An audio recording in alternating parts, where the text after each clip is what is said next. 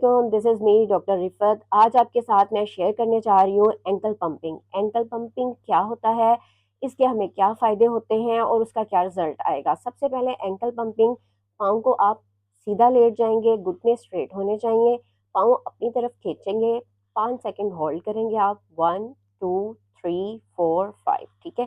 Relax करके पाँव नीचे, 1 2 3 4 5।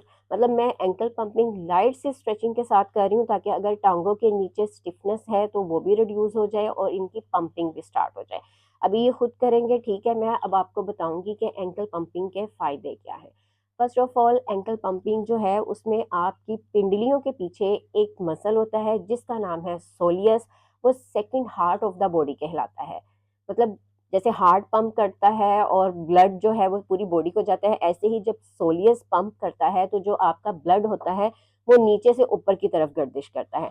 जब आपका ब्लड नीचे से ऊपर की तरफ गर्दिश करता है तो इससे क्या होता है, इससे आपको रिलैक्सेशन आती है, ब्लड सर्कुलेशन इंप्रूव होगी, उससे आपके पेन में कमी आएगी, उससे आपकी जो पिंडलियों पे, एंकल पे सोजन हो जाती है वो रिड्यूस हो जाएगी।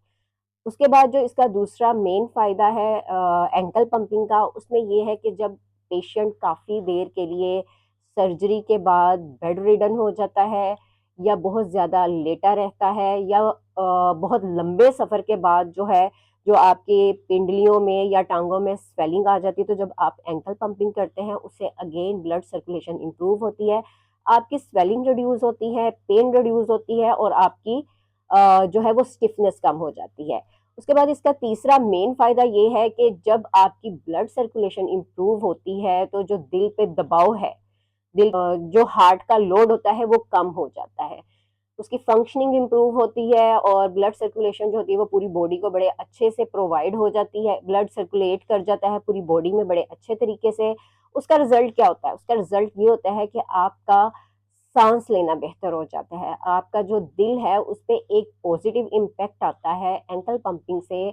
हार्ट का जो आउटपुट होता है वो बेहतर हो जाता है, जिसकी वजह से पूरी बॉडी को इतनी अच्छी ब्लड की जो है वो सप्लाई मिलती है। आपको ओवरऑल रिलैक्सेशन के साथ साथ आपकी जो पिंडलियों में दर्द था, सोजन थी, जो स्टिफनेस थी वो भी रिड्यूस हो जाती है। तो ये मैंने सिर्फ जनरली आपको 3 फायदे बताए हैं एक छोटी सी एक्सरसाइज से, कि एंकल पंपिंग से आप किस तरह से अपनी पूरी बॉडी को सर्कुलेट कर सकते हैं।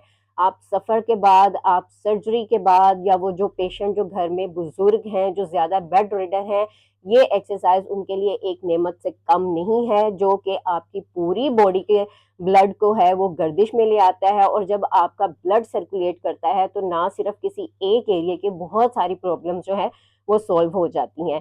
तो आप एक टाइम में इसको 10 टाइम रिपीट करें, 15 टाइम रिपीट करें, जितना आसानी से किया जा सकता है वो आप करें। चाहे ये आपकी कैपेसिटी पे डिपेंड करता है, आप 10 दफ़ा कर सकते हैं, 15 दफ़ा, 20 दफ़ा, दिन में 2 से 3 दफ़ा इसको रिपीट करें।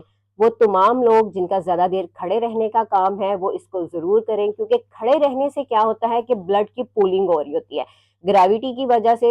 ग्रेविटी जो है वो ब्लड को डाउनवर्ड अपनी तरफ पुल कर रही होती है, तो ब्लड में क्लोटिंग होने के फैक्टर्स आ जाते हैं।